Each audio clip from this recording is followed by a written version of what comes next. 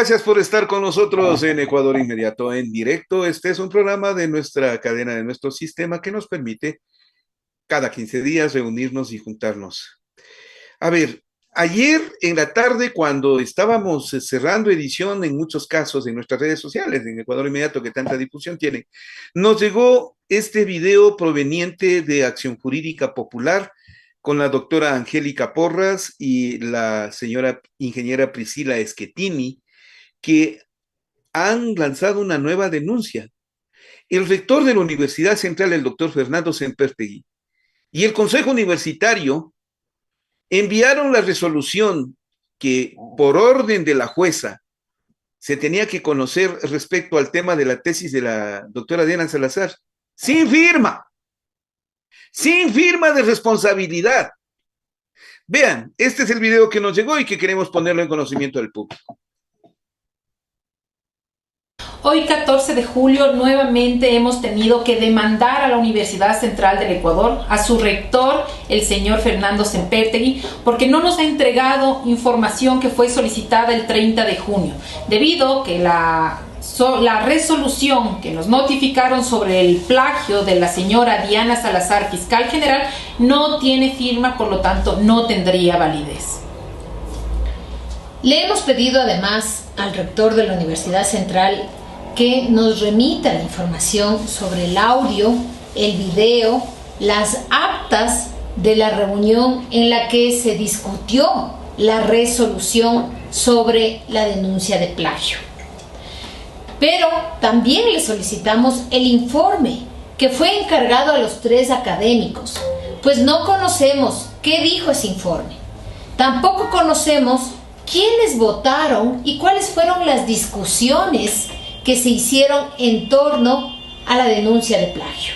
El rector informó que dicha resolución había sido tomada por unanimidad, pero queremos saber quiénes fueron los decanos que allí estuvieron y que con su voto avalaron la resolución que dice que no se trata de un plagio, sino de impericia.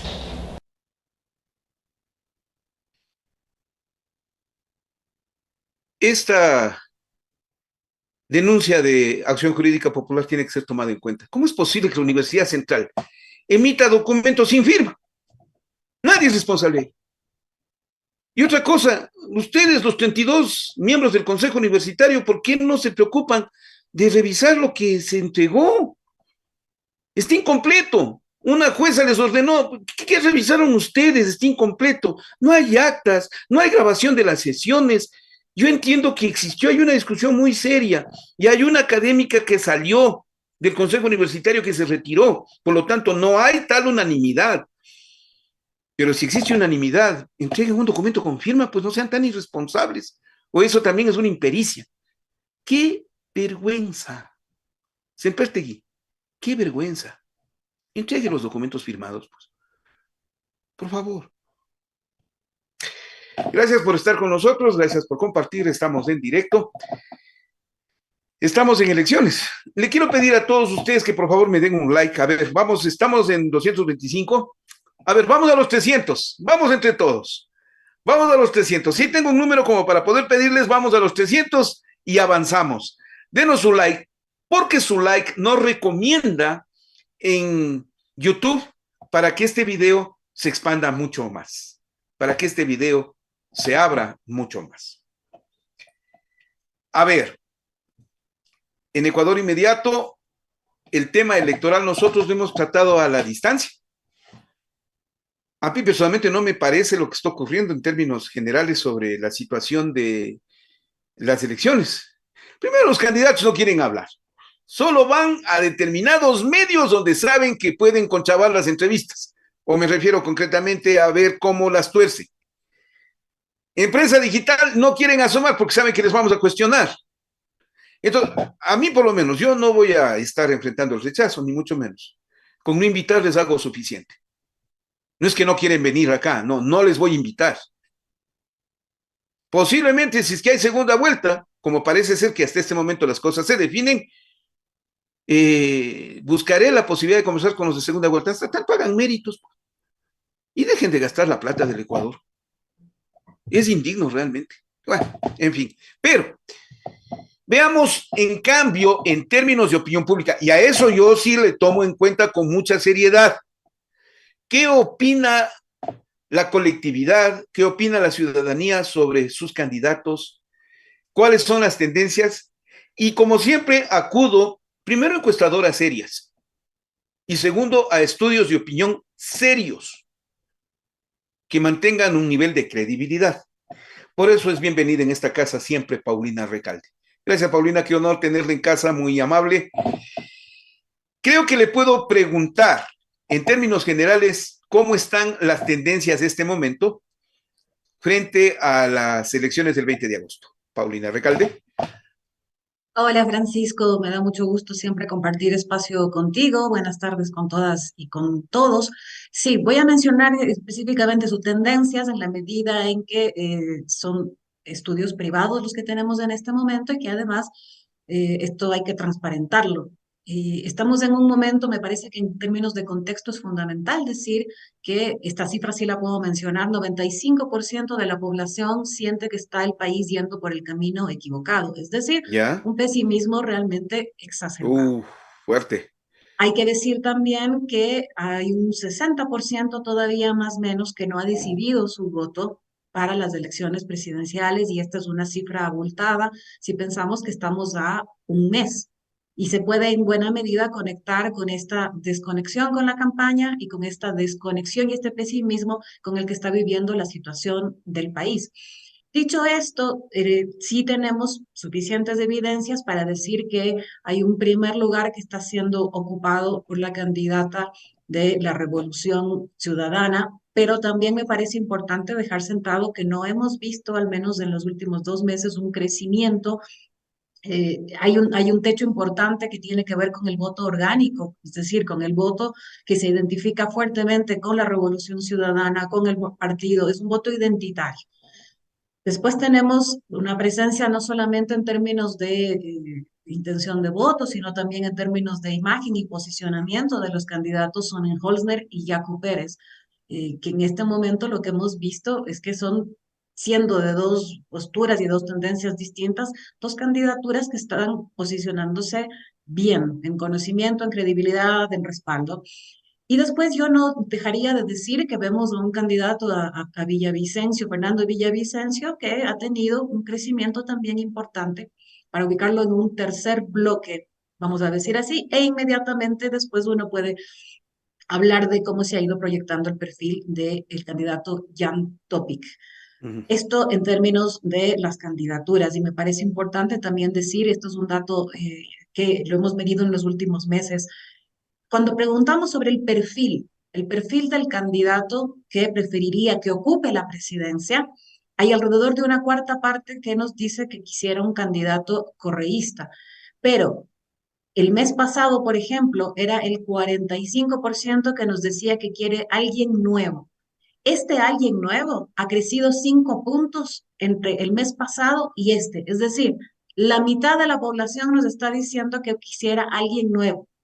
Este alguien nuevo puede ser ocupado todavía por alguno de los candidatos. Entre quienes quieren a alguien nuevo, tiende a manifestar intención de voto por el candidato Sonnenholzner y también por el candidato Pérez, pero todavía hay un porcentaje que sigue votando nulo, sigue votando blanco y que por lo tanto no se conecta con esta aspiración de alguien nuevo, alguien que está por fuera, digamos, del modo en el que se están diciendo o del modo en el que se están proponiendo las cosas. No significa que aparezca un nuevo candidato, es una expectativa de que lo que por ahora se está mostrando todavía no se ajusta a lo que la población está esperando en una circunstancia como la que he dicho, de profunda crisis, cuando 94%, 97%, perdón, siente que estamos yendo por el camino No, equivocado. equivocado. Estos son como los grandes rasgos que me parece importante dejar sentado como escenarios para esta elección.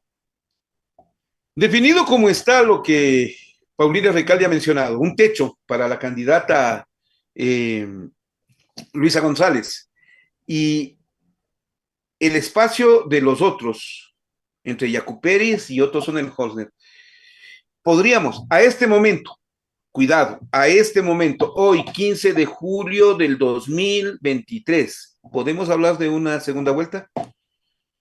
Me parece que hay que ser prudentes cuando tenemos todavía tan alta indecisión, Ya. decir que es anticipado cualquiera de las dos aseveraciones. Pero, digo, las aseveraciones de que esto se resuelve en una sola o de que ¿En tenemos la una sola certeza vuelta de o que hay segunda vuelta? segunda. Claro. Claro, me parece que es muy anticipado dejar sentado cualquiera de estas dos posibilidades cuando tienes un porcentaje tan abultado de indecisos.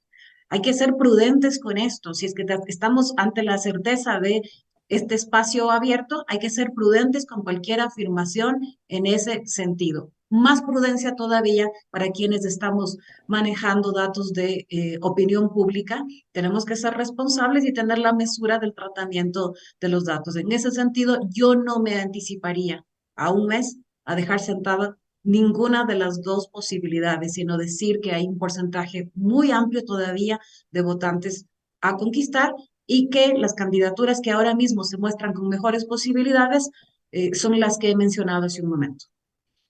¿En qué medida la definición del voto pasa por la aceptación de hombre-mujer, en vista de que hay una mujer y 7 hombres? ¿Eso Por es ahora, parte del debate o parte de la indefinición?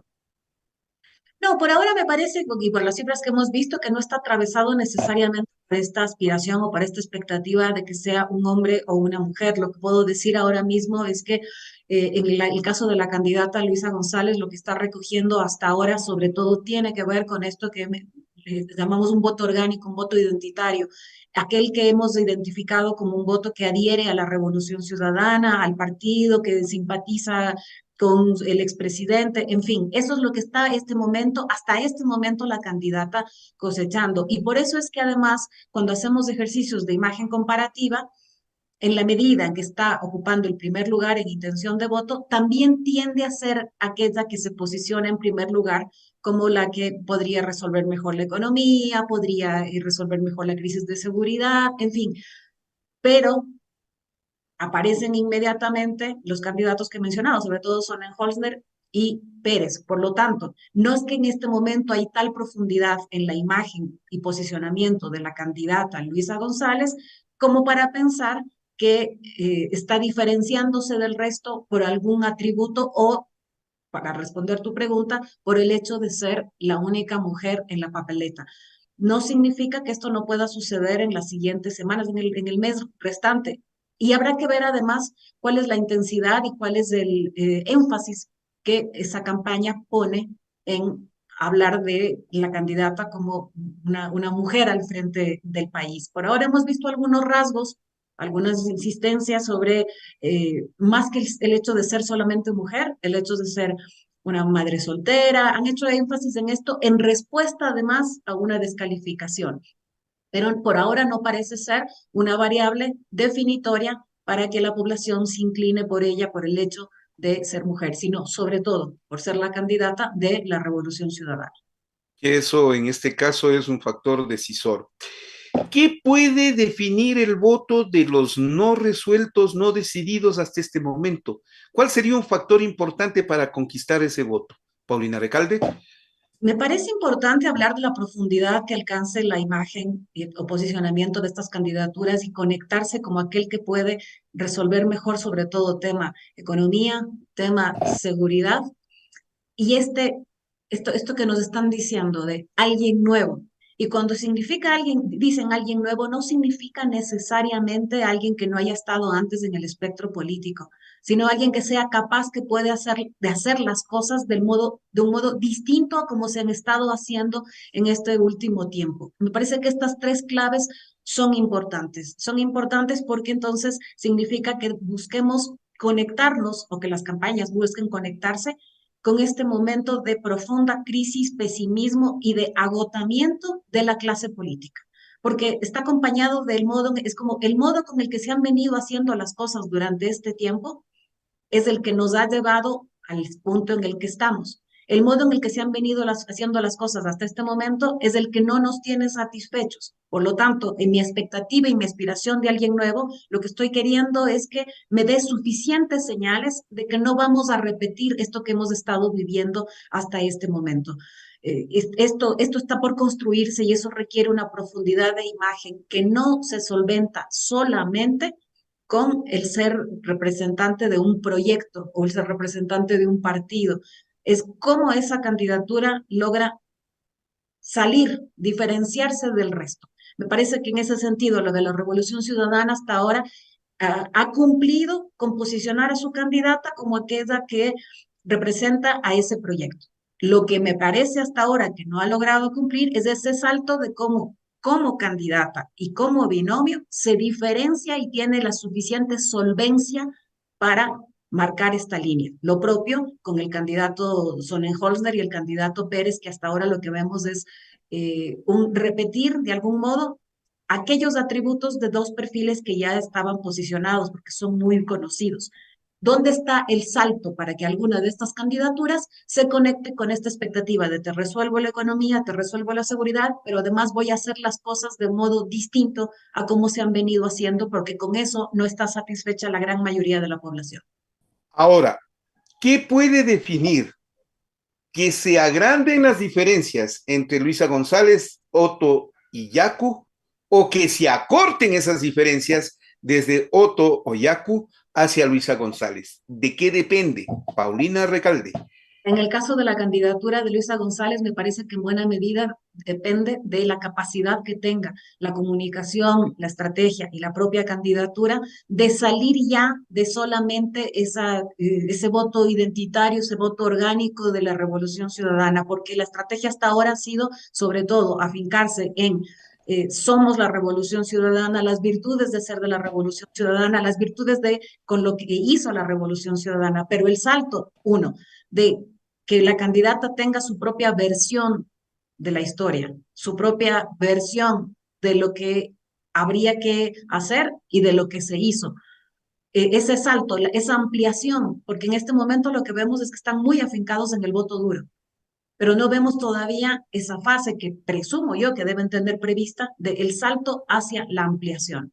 Y en el caso del candidato Sonnenholzner, la posibilidad va a estar en que pueda diferenciarse también en ser solamente eh, otro, digamos, que hasta este momento los atributos de ese personaje están más o menos conectados con la presencia pública que había hecho hasta este momento. ¿Qué capacidad tiene de mostrar una nueva forma de hacer las cosas? Y esta nueva forma de hacer las cosas no es solamente una persona.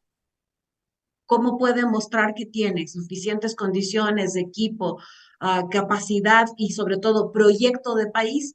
Que hasta este momento tampoco queda suficientemente claro. Y en el caso del candidato Pérez, está en buena medida reeditando la campaña que hiciera en 2021, cuando la situación ahora es notablemente distinta. Lo que en ese momento pudo haber sido disruptivo o novedoso, para hablar, por ejemplo, del candidato Herbas, en este momento ya no se conecta, ya no estamos en el mismo estado de ánimo. Me parece que esa lectura de no hacer una repetición de campañas, de estrategias, de recursos, ni como 2021, ni como 2019, ni como 2006, no es el mismo Ecuador.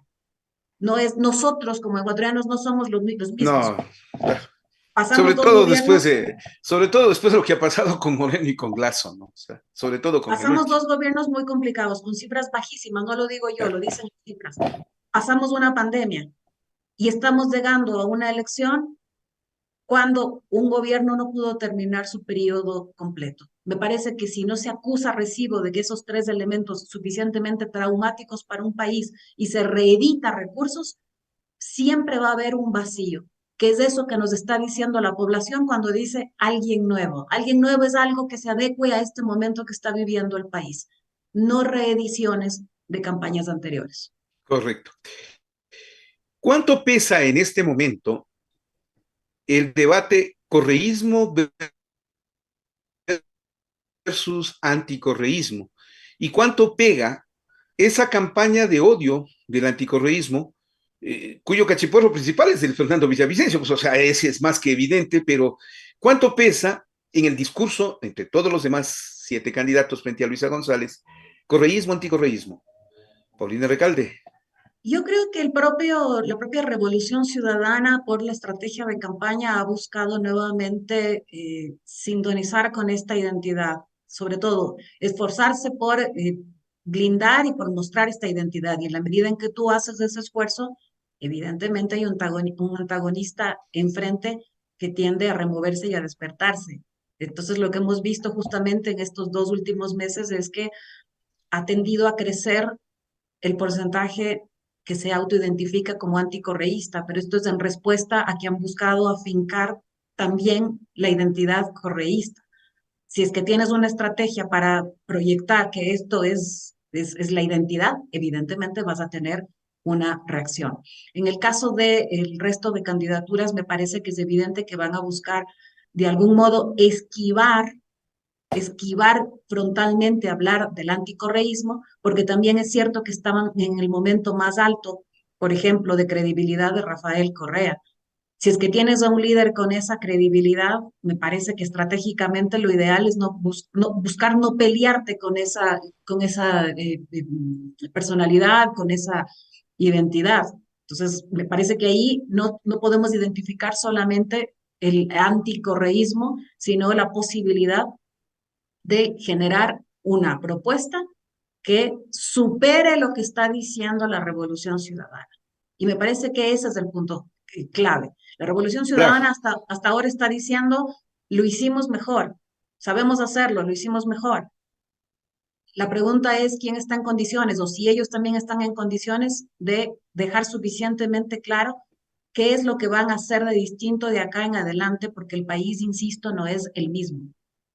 Por lo tanto, el resto de candidaturas tendrían que buscar no afincarse en el anticorreísmo, sino en superar esa identidad y superar lo que significa o cómo se ha dejado sentado ese proyecto entre la población. Y en el caso de el resto de candidaturas, yo diría que además hay otra clave, otra variable que es importante.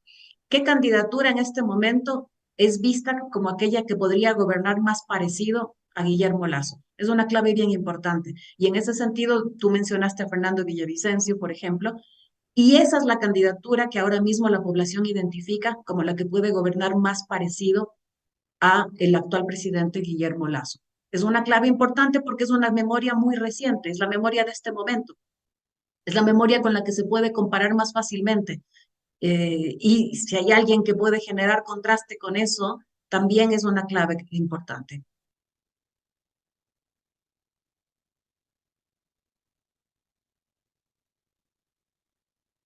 Estabilizando, se estabilizó la señal.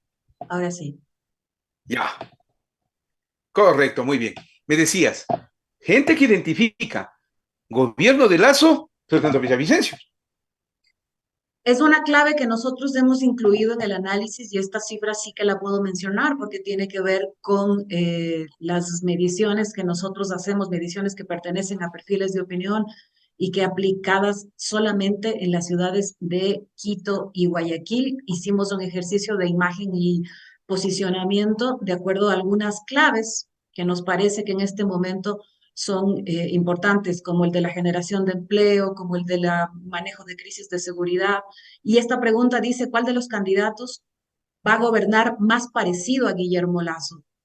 Fernando Villavicencio es identificado en las ciudades de Quito y Guayaquil como aquel que podría gobernar más parecido al presidente actual. E inmediatamente después aparece Otto Sonnenholzner. Entonces, estas dos podrían ser dos fragilidades, debilidades de estas candidaturas y podrían ser elementos que entren justamente en la disputa de esta campaña. Porque es la memoria, no solamente que es una memoria reciente, es una situación que seguimos viviendo y que vamos a seguir viviendo de acá hasta agosto y si es que hay segunda vuelta, hasta octubre también. De alguna manera, todos debemos estar preocupados sobre el proceso que se está viviendo. No sé si han logrado averiguar cuánta credibilidad tienen las encuestas. ¿Y por qué pregunto esto? Porque en la mañana de hoy aprecié en una intervención de la respetable amiga Paulina Recalde en el programa del colega Félix Narváez de Radio Sucesos, en la cual ella denunciaba una grave situación. Como no quieren contratar encuestas o como quieren manipular ciertas encuestas, se está dando un fenómeno muy grave, que es la falsificación de encuestas, lo cual puede afectar seriamente a la credibilidad de estos números y generar una confusión en la población. Paulina Recalde. Sí, no hemos medido exactamente la credibilidad de las mediciones, porque además habría que decir si es que creen en las mediciones y si además si creen en las mediciones de una o de otra empresa, pero el tema es que en este momento estamos viviendo más que nunca, así como vivimos exacerbación de fake news, vivimos también la exacerbación de la circulación de una serie de datos, de mediciones que uno difícilmente está en condiciones de diferenciar si son empresas legalmente constituidas, si son empresas serias, si hay una metodología y una muestra suficientemente sólida, e incluso si es que pertenecen o no pertenecen a esa empresa. Yo comentaba en esta entrevista que, gracias por tus comentarios, Francisco, comentaba hoy con Félix Narváez, que uno de los principales problemas que tenemos es la falsificación de datos. A nosotros tenemos en las redes que permanentemente comentar que tal o cual dato no pertenece a perfiles de opinión, nosotros no hemos hecho mediciones allí, en fin, porque todos los días recibimos, y en tu caso debe ser lo propio, en la semana uno recibe alrededor de 3 supuestas mediciones, hasta Yo ya voy saber, por 7. claro, no sabe si son ciertas, no sabe si esa empresa existe, no hay suficiente información que respalde en términos de ficha técnica. A veces solamente te llega un pantallazo, te llegan dos imágenes, te llega un cuadro. Nosotros, en tu caso y en el mío, estamos en condiciones, además de diferenciar y decir, bueno, esta empresa la conozco, e incluso de llamar al colega y preguntarle, ¿es cierto que esta encuesta es tuya? ¿Es cierto que esta encuesta la has trabajado? Pero la población no está en condiciones de hacer estas llamadas, no tiene contactos para poder hacer estas llamadas y por lo tanto se consume una cantidad de datos que no podemos hablar de su fiabilidad. ¿Y qué es lo que pasa? Que se lesiona y se lesiona gravemente nuestro instrumento de trabajo, porque después la comparación que viene al día siguiente de las elecciones es todas las encuestas se equivocaron. La pregunta es, ¿cuáles encuestas? ¿Qué consumió usted? ¿Qué consumió usted durante este tiempo? Porque quienes trabajamos en investigación de opinión pública, la mayoría de las empresas no hacemos públicas las mediciones que hacemos porque estamos trabajando para alguna candidatura, algún partido o para suscriptores privados. Esa información no se hace pública. Esa información es la que uno realmente debería después evaluar. ¿Cuánto de esas herramientas le sirvieron a una campaña, le sirvieron a un cliente, le sirvieron a quien estuvo consumiendo? Lo que llegan son pantallazos y por lo tanto el titular después siempre es el más sencillo, es decir, todas las encuestas fallaron. Pregúntese qué encuestas estuvo consumiendo y con qué intención se puso a circular uno u otro número. Eso es otro tema. Creo que firmemente que las campañas se equivocan cada vez que ponen a circular datos y se equivocan aún más cuando ponen a circular datos y de una vez dejan sentenciada una elección como esto se resuelve en una sola vuelta, estamos en tal o cual lugar. Eh, eso es un problema. Eso es un problema porque lo que hace es generar efectos que después no pueden controlar entre sus votantes, entre sus propios votantes y entre la oposición y aquellos que seguramente van a pensar que es mucho mejor unirse entre otros para evitar que tal o cual candidatura resuelva, como dice que va a resolver, en tales o cuales condiciones la elección. Ojalá escucharan más las estrategias de campaña, ojalá trataran de mejor forma los datos de investigación y a la ciudadanía sí, decirle esto cada vez que tenga la tentación de decir, se equivocaron todas las encuestas, preguntarle qué encuestas consumió y cómo le llegaron y por qué le llegaron esos números que ahora circulan tan diariamente para todos. Lo peor que les puede pasar es que se crean sus propios engaños. O sea, eso sería lo peor que puede pasar. Y engañarle a su propio votante. Cuidado, el triunfalismo siempre será negativo. Siempre será negativo para gobernar, primero hay que ganar las elecciones. Para gobernar, primero hay que ganar las elecciones. ¿Cómo agradezco su presencia, Paulina? Siempre es grato, créame, siempre es grato en medio de todos estos tiempos difíciles escuchar una voz analítica, reflexiva y prudente. ¿Cuánto ayuda? Como decía un conocido amigo y un respetable radiodifusor, don Edgar Llanes Villalobos, ¿no? De ser prudente nadie se arrepiente. Eso sí, de ser prudente nadie se arrepiente. Y eso va por las encuestas y encuestadoras. Paulina Recalde, muchas gracias, señora. Muy gentil. Le mando un abrazo cordialísimo. Muchas Gracias gracias. a ti, Francisco. Un abrazo grande también. Siempre me da muchísimo gusto verte vital y verte hablándonos a todos con tu voz, que es una voz a la que respeto y tengo muchísimo afecto. Muchísimas gracias, señora. Muy amable. En esas andamos luchando por la vida. Yo ya vuelvo. Déjenme que vuelva en un momento más aquí en directo a través de Ecuador Inmediato.